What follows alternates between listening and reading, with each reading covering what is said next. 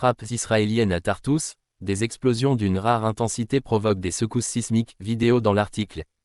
Dans la nuit du 16 décembre 2024, des frappes aériennes israéliennes ont visé des installations militaires dans la région côtière de Tartous, en Syrie.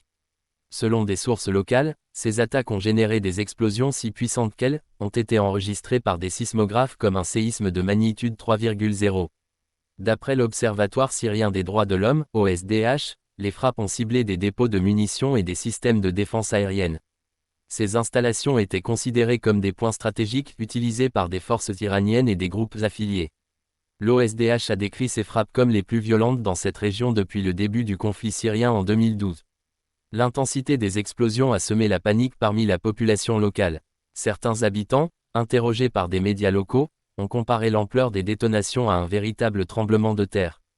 Des secousses ont également été ressenties dans des localités avoisinantes, alimentant les craintes d'une escalade régionale.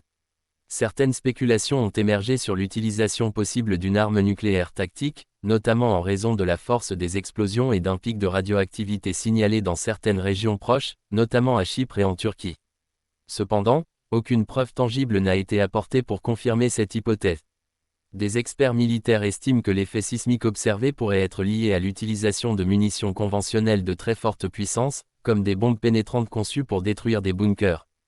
Israël garde le silence. Comme à son habitude, Israël n'a ni confirmé ni démenti ces frappes, mais les responsables militaires israéliens affirment régulièrement qu'ils poursuivront leurs opérations pour contrer la présence iranienne en Syrie, considérée comme une menace pour leur sécurité nationale.